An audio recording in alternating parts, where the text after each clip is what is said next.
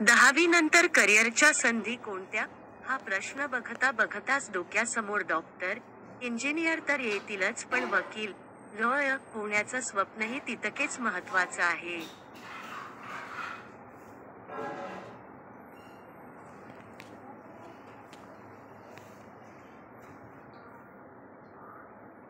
वकिली क्षेत्राशी ओळख करून घेण्यासाठी खालील व्हिडिओ नक्की बघा.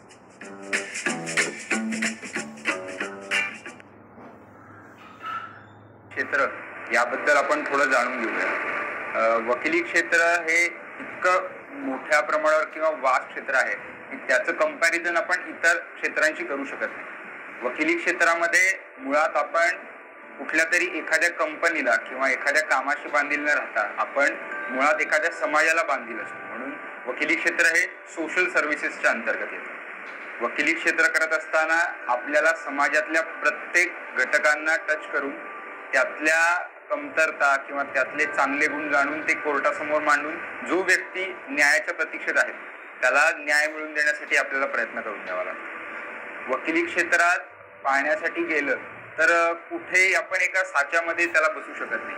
म्हणजे एवढा 10 पुस्तकांचा सिलेबस आहे किंवा एवढा 10 विषयांचा सिलेबस आहे आणि हा केल्यानंतर तुम्ही वकील झालात आणि मग तुम्ही पुढे वकिली चालू केली अशातला तो विषय नाही. मुळात आमच्या वकिली क्षेत्रात असं म्हटलं जातं की माणूस जेव्हा वकील होतो आणि तो जेव्हा मेहरबान न्यायालयाच्या समोर पक्षकाराची बाजू मांडतो तेव्हा त्याचा वकिली क्षेत्रातला अभ्यासक्रम चालू.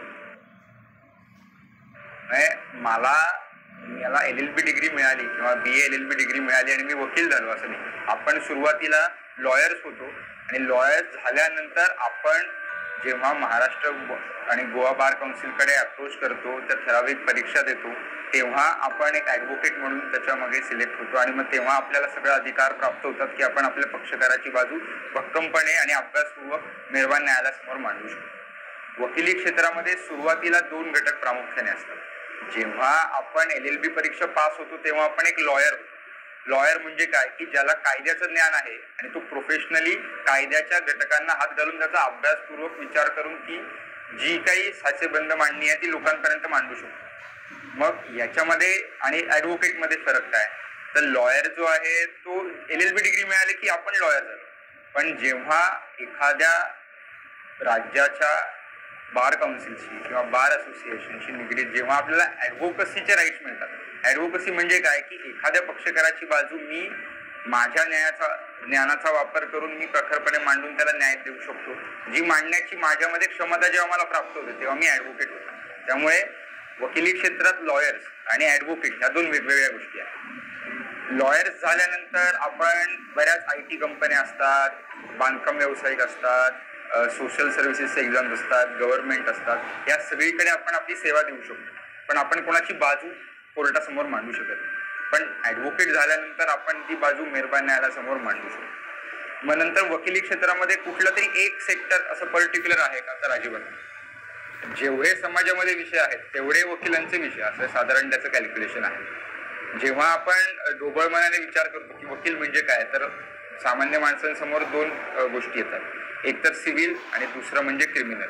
पण तसं नसून त्यामध्ये पण बऱ्याच छोट्या ब्रांचेस आहेत. आता सिव्हिलचंच आपण जर पाहायला गेलं तर सिव्हिलमध्ये पण खूप साऱ्या गोष्टी आहेत. म्हणजे तुमचा स्पेशल सिव्हिल सूट आहे, तुमचा रेग्युलर सिव्हिल सूट आहे, तुमचा नुसता सिव्हिल सूट आहे, त्याच्यानंतर तुमचा रिकव्हरी सूट आहे, तुमचा समरी सूट आहे. नंतर समरी सूट झाल्यानंतर याच्यामध्ये मेहरबान न्यायालयाने आपल्याला वकिली क्षेत्रामध्ये 2 वेगळ्या गोष्टी बांधील करून दिलेल्या आहेत. एक म्हणजे की ज्याच्यामध्ये सिव्हिल राईट्स प्राप्त होतात म्हणजे दिवाणी राईट्स प्राप्त होतात आणि दुसरं म्हणजे की क्रिमिनल म्हणजे फौजदारी राईट्स प्राप्त होतात. त्यामुळे मग IPC असेल, इंडियन पिनल कोड असेल, क्रिमिनल प्रोसिजर कोड असेल, आता ते कालांतराने 1 एप्रिल नंतर ते बदलात येणार आहेत. तो वेगळा विषय आहे. पण याच्यामध्ये फक्त 2 गोष्टींची बांधील राहून हा एंटायर विषय खूप वास्ट आहे. आता वकिली क्षेत्रामध्ये प्रॅक्टिस करताना प्रामुख्याने आपण आत्ताचं सध्याचं वातावरण असं आहे की जे काही फिल्म्स येतात, वेब सिरीज येतात त्याच्यामध्ये हे जे करिअर आहे ते फार ग्लोरिफाय करून दाखवलं जातं किंवा फार त्याचा मी तर म्हणतो 100%मधला 0.11%च तो त्या याच्यामध्ये दाखवला जातो. ऍक्च्युली वकिली क्षेत्र हे इतकं सोपं सरळ जाणारं 10 ते 6 जॉब असणारं हे क्षेत्र नाहीये. वकिलांची ड्युटी ही 24/7 कधीही सुट्टी नाही, सुट्टीच्या दिवशी काम करणारं क्षेत्र आहे आणि इव्हन सुट्टीच्या दिवशीच जास्त काम वकिलांना असतं. हे एकमेव क्षेत्र सगळ्या क्षेत्रामध्ये मला तरी आत्ता माझ्या पाहण्यात आहे. कारण की जेव्हा सामान्य माणूस त्याच्या दैनंदिन जीवनाच्या याच्यामधून वेळ काढून जेव्हा वकिलांकडे येतो तेव्हा त्याला सुट्टीच्या दिवशीच वेळ मिळतो. त्यामुळे वकिलांना सुट्टीच्या दिवशीच काम करायला लागतं. दुसरी गोष्ट, वकील बनणं ही सोपी गोष्ट आहे. म्हणजे 3 वर्षाचा अभ्यासक्रम असतो, त्याच्यामध्ये अभ्यास करायचा, परीक्षा द्यायचं. जसं नॉर्मल ग्रॅज्युएशन होतं तेव्हा वकील पास होतो. पण वकील पास झाल्यानंतर त्याला जे काही भरमसाठ नॉलेज मिळालेलं आहे म्हणजे तो साधारण मला वाटतंय त्याच्या अकॅडमिक इयरमध्ये नाही म्हटलं तरी 12 विषयांना हात घालतो आणि 12 विषयांचं मनन करून अनलाइज करून ते अनलाइज प्रत्येक केसमध्ये फिट करून, आणि असं नाही की एका केसमध्ये फक्त एक ऍक्ट लागू होतो आणि मग एकच प्रोसिजर लागू होते आणि ती केस चालते, असं नाही. एका केसमध्ये हे सगळे 12 प्रकारचे ऍक्ट, 100 प्रकारच्या नियमावली, 100 प्रकारचे नियम, 100 प्रकारच्या प्रोसिजर्स फॉलो करून त्याचा एक ठोकळाबंद आपल्याला एक साचा तयार करायला लागतो आणि तो कोर्टासमोर रिप्रेझेंट करायला लागतो. त्या सांगायचा उद्देश हा आहे की वकिली क्षेत्र हे असं आपण एका फ्रेम मध्ये नाही बसू शकत की मी या क्षेत्रात गेलो, मला जॉब लागला, माझं हे झालं, मग मी 10 ते 6 जॉब करतो, मी 6ला घरी येतो, फ्रेश होतो, दुसऱ्या दिवशी पुन्हा 10 वाजता जॉब जातो. या साच्यामध्ये बसणारं क्षेत्र नाही. वकिलांचं काम हे 12 महिने 24 तास चालणारं काम आहे.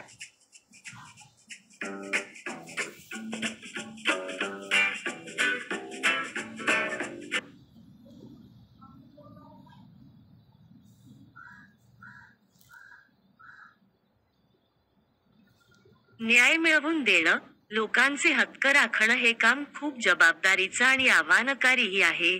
चला तर मग जाणून घेऊया कायदा क्षेत्रात यशस्वी वकील होण्यासाठी काय करायचं.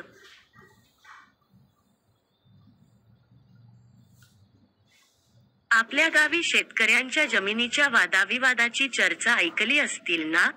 किंवा गावात एखाद्यावर चोरीचा आरोप झाला तर पोलिसांशी बोलताना पाहिलं असेल. अशा वेळी लोकांना मदत करणारे वकील असतात. ते खटल्याची सखोल, डीप चौकशी करतात, कायद्याचा सल्ला देतात आणि कोर्टात लोकांचं बोलणं लढवून त्यांना न्याय मिळवून देतात.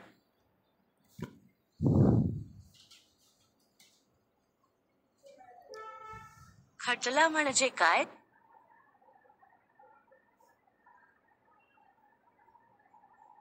आपल्या देशात कायदा आणि सुव्यवस्था, लॉ अँड ऑर्डर राखणे खूप महत्त्वाचे आहे. या कामात वकील, लॉयर्स, न्यायाधीश, जजेस आणि कायदेशीर सहाय्यक, लीगल असिस्टंट्स असे लोक मदत करतात. कायदा अभ्यास, लॉ प्रॅक्टिस हे आव्हानात्मक आणि प्रतिष्ठित क्षेत्र आहे. या क्षेत्रात तुम्हाला लोकांना न्याय मिळवून देण्याचे आणि समाजाची सेवा करण्याचे सार्थक कार्य करता येते.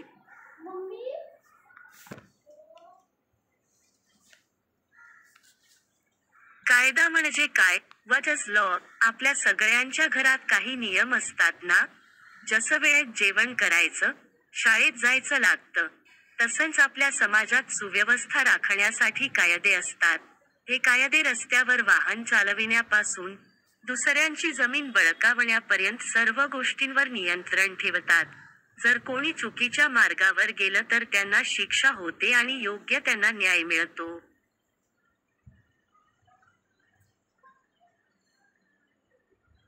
10वी नंतर आफ्टर 10वी नंतर कायदा, लॉ विषयाची पदवी, ग्रॅज्युएशन नाही. त्यामुळे प्रथम तुम्ही 11वी आणि 12वीची परीक्षा उत्तीर्ण करणं आवश्यक आहे.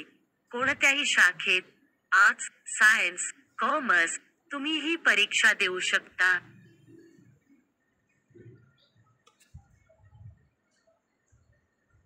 अकरावी आणि 12वी मध्ये कला शाखा, आर्ट्स स्ट्रीम घेणं चांगलं.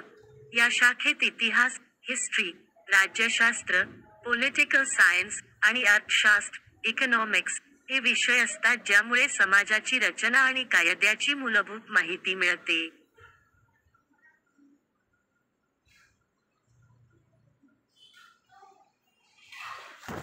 12वी नंतर आफ्टर 12वा आता वकील होण्याचा खरा प्रवास सुरू होतो.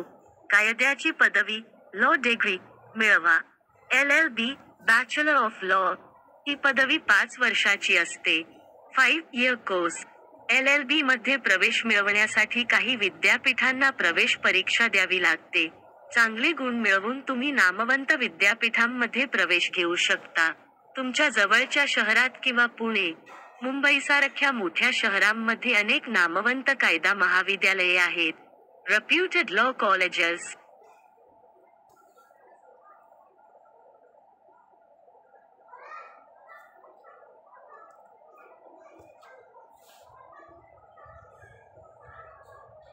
CA चार्टर्ड अकाउंटंट किंवा CS कंपनी सेक्रेटरी बनूनही तुम्ही कायदा क्षेत्रात काम करू शकता. Work in law with CA और CS.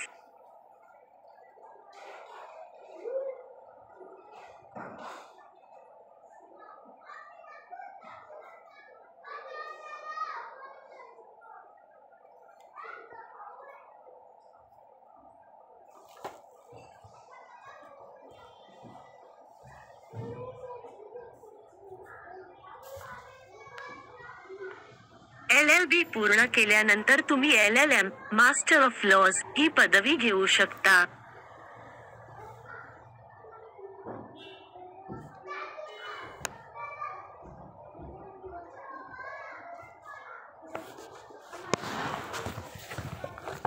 कायदा म्हणजे काय तसेच वकिली क्षेत्रात काम कसं चालतं आणि वकिली क्षेत्रात काम करण्यासाठी आवश्यक कौशल्ये कोणते हे जाणून घेण्यासाठी खालील व्हिडिओ बघा.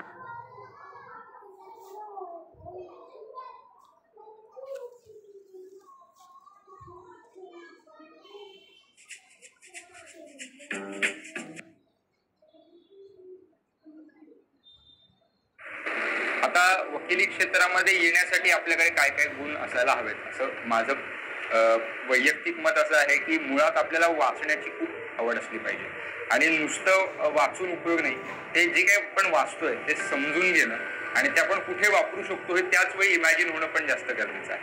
कारण की बहुतांश लोकांमध्ये असा समज असतो की अरे कॉन्स्टिट्यूशन म्हणजेच कायदा, पण असं नसून कॉन्स्टिट्यूशन हे माणसाचे मूलभूत अधिकार देतं, पण त्या मूलभूत अधिकारांना अनुसरून प्रत्येक राज्याचे, प्रत्येक जिल्ह्याचे आणि प्रत्येक झोनचे वेगवेगळे कायदे आणि त्यानुसार तिथल्या स्थानिक पातळीवर तसं काम चालू असतं. त्यामुळे त्याच्या अंतर्गत येणारे शेकडो कायदे, त्याच्या अंतर्गत येणारे शेकडो प्रोसिजर्स ह्याचा अभ्यास करून मुळात ते वाचणे, ते समजून घेणे. आणि कायदा अशी गोष्ट आहे ना, ती प्रत्येक वाक्याला त्याची वेगवेगळी ओळख करून. कायद्याचं पुस्तक असं आहे की तुम्ही ते 100 वेळा वाचलं की ते तुम्हाला 100 नवीन गोष्टी शिकवणार.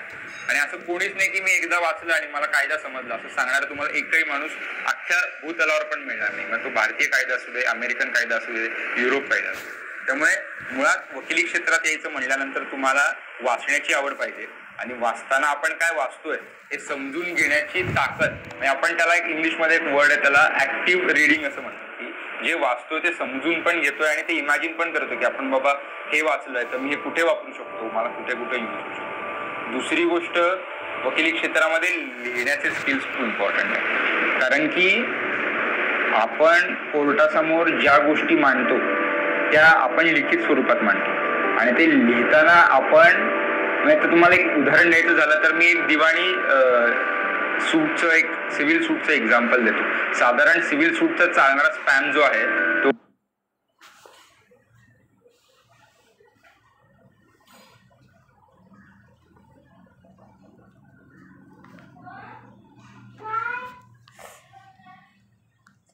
LLM कसा करायचा? LLM करण्यासाठी पुढील गोष्टींची आवश्यकता आहे. LLB ची पदवी. LLM ची प्रवेश परीक्षा देण्यासाठी LLB ची पदवी असणं आवश्यक आहे. प्रवेश परीक्षा. बहुतेक विद्यापीठांमध्ये LLM मध्ये प्रवेशासाठी प्रवेश परीक्षा असते. या परीक्षेत उत्तीर्ण झाल्यानंतरच तुम्हाला LLM मध्ये प्रवेश मिळतो. गुण. काही विद्यापीठांमध्ये LLB ची अंतिम वर्षा परीक्षेतील गुणांवर प्रवेश दिला जातो.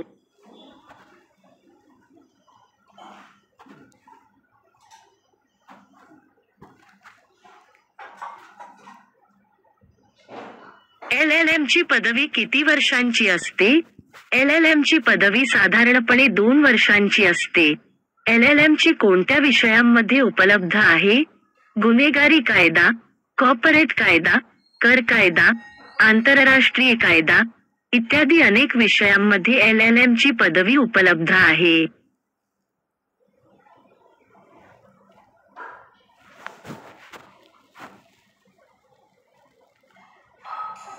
अधिक माहितीसाठी पुढील भाग पाहूया.